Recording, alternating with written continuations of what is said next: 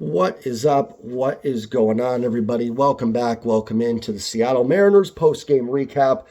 Mariners dropped this one today. The Angels, what was it, 3-2? They fall to 69 and 68 on the season. As always, before I go any further, do me a favor. You guys can hit that like button, hit subscribe if you're new or lurking, and go ahead and comment your thoughts on the game down below. I apologize again for not having the thumbnail up and for being in another different setting and maybe the sound being a little off. I'm obviously not home this weekend, so not really able to get the higher quality video. As the Mariners nosedive, the quality of my video seems to nosedive. It's very apropos for the season, isn't it? It's over, right? I can try and give you some Mariners PR spin and go, listen, if they go 14-1 over the next 15 games and Minnesota does this and Kansas City and they sweep Houston, you're 6 back in the division. You're 5.5 back in the wild card. You're not even in this season, this series notwithstanding. You're not even in a terrible stretch of baseball. You've gone 5-4 in your last 9 and you've lost ground. So you're not even playing like your worst baseball. And I'm not saying that to pump up the Mariners. I'm saying that, if you have any other losses or any stretch that's not good, you're done. There's no way. Of course, sure, 15-0 over the next 15, whatever. Here I am doing the Mariners PR spin, but it's over. They're not going to catch these teams. There's not enough games. And even if there were enough games, I don't think this team's even good enough to do it. So you've got 24, whatever it is, games left. You're worse than these teams, and you've got to make up 6 games. And the thing is, even if you're like, Minnesota, Kansas City, you don't even have the tiebreakers there right now. So you're almost 7 games behind those teams. It's over. It just is. You had to win this series. You had to sweep it. Talked about that yesterday, why that game was so frustrating. If the Mariners were a game back or tied or 2 games up, these series do happen. But they're not in a position right now in this season to have those type of series. There's been too many of them. They've had too many of these series all season long. Too many against the Angels.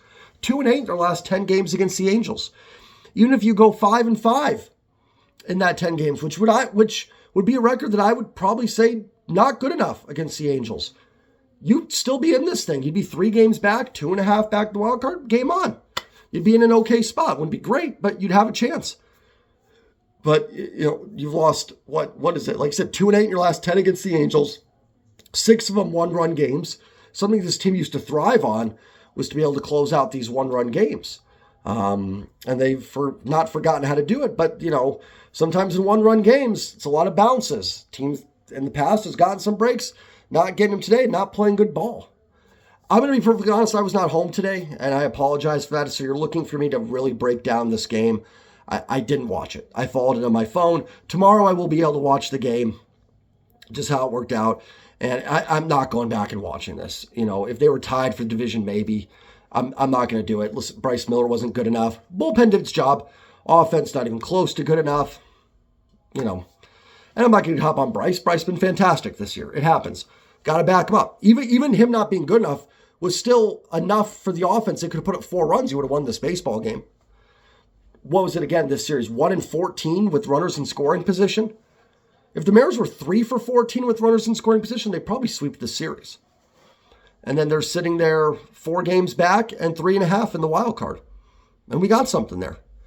2 losses to the Angels here, winnable games where you had the lead in both, that probably ended your season. Now, it's not just this series. It never is. It's never one game in baseball. I think football, sometimes you can point to one game and go, boom, there it is. Even there, though, it's the whole season. It's not just this series. It's the whole stretch against the Angels. It's the Tigers series. It's the Pirates. It's everything. It's all season. It's everything. It's 69 and 68 is not good enough. It's not. And truthfully, without the expanded wild card and without the Astros having a down season by their standards, you wouldn't have been close to this.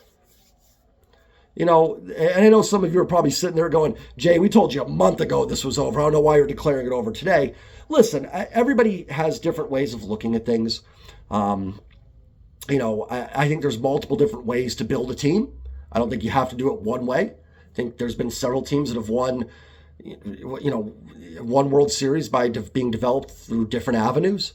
I think there's different ways to fan. I don't judge anybody for how they fan. If you're still holding out hope, cool, good for you. And I hope they do. I hope they go like 22-3 down the stretch. It would be very Mariners to get to the final week and somehow be a game back and then lose to the A's the last series. But there's also people that, like, listen, this organization's been letting them down for 30 plus years. It's hard to hold that level of optimism.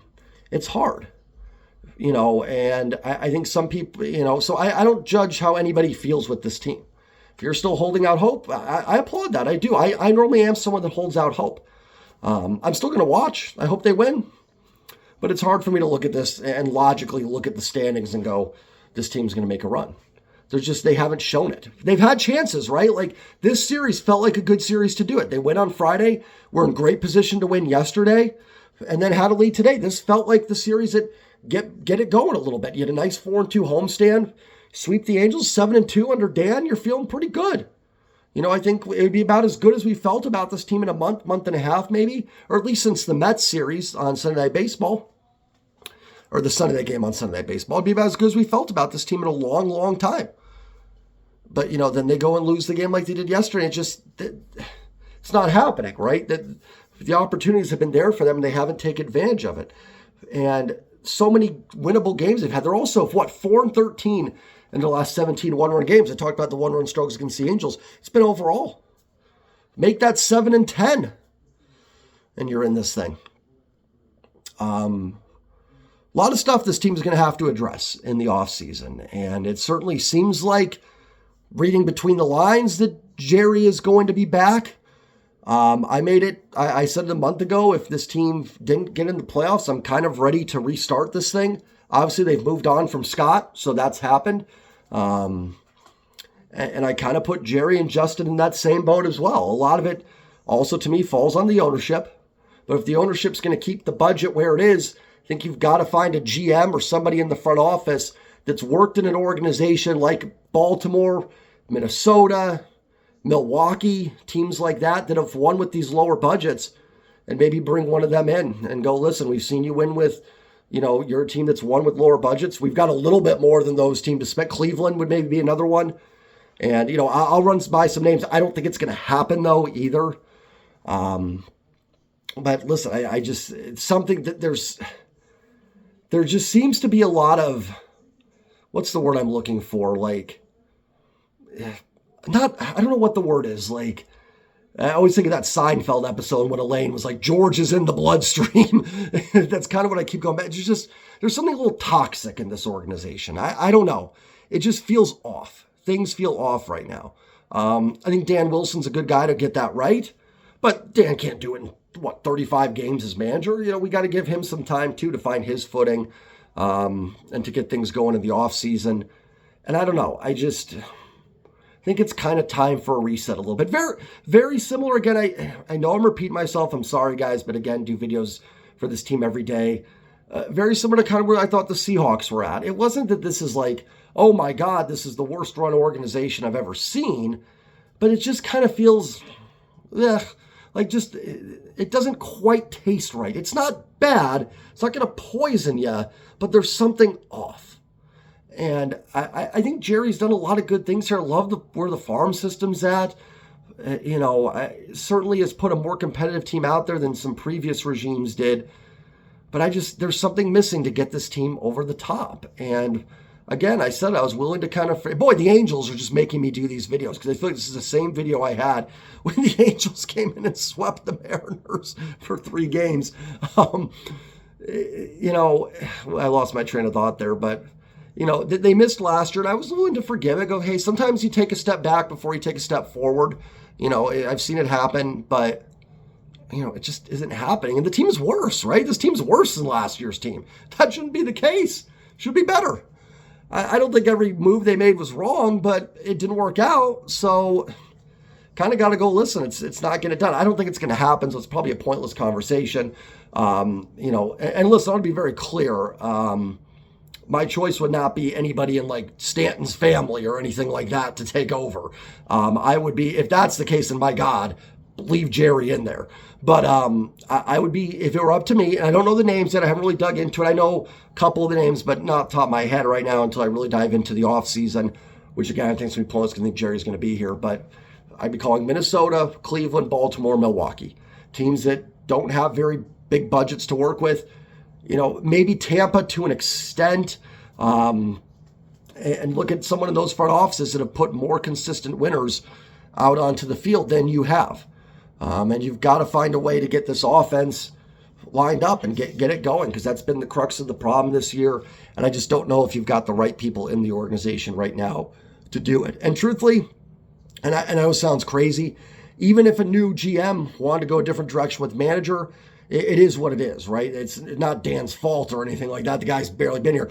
Be clear, I like Dan Wilson. I think he could be a great manager, but you've got to let a new regime pick their guy. It's probably pointless. I think they're just going to, like I said, stick with Jerry. But yeah, just really frustrating. And, my advice would be, try to enjoy baseball for what it is. I already had this video too. And again, I think it was after the Angels game, and then they swept the White Sox.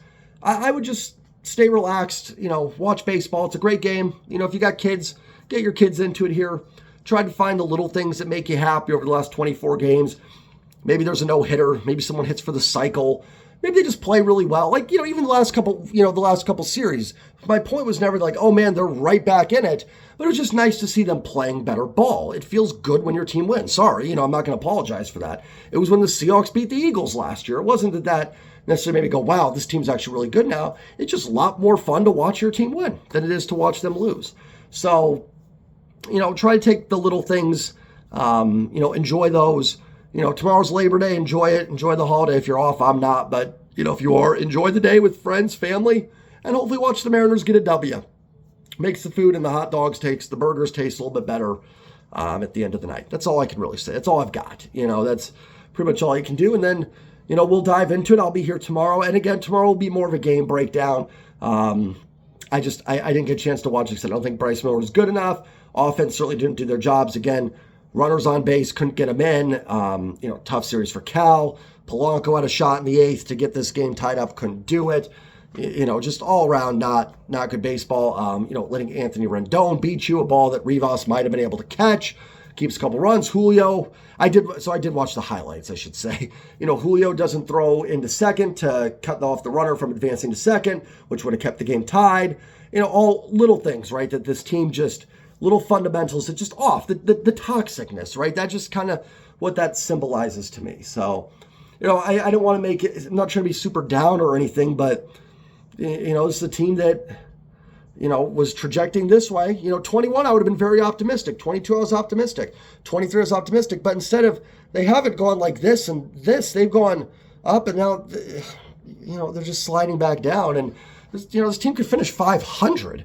That's not acceptable from what we expected from this team. So, we'll see. Have a great night, everybody. Enjoy the rest of your Sunday. Sorry for the lack of game breakdown here. Do you really want me to talk about it, honestly? So have a great night, everybody. Enjoy the rest of your weekend. Like, comment, subscribe. And as always, go Mariners. Peace.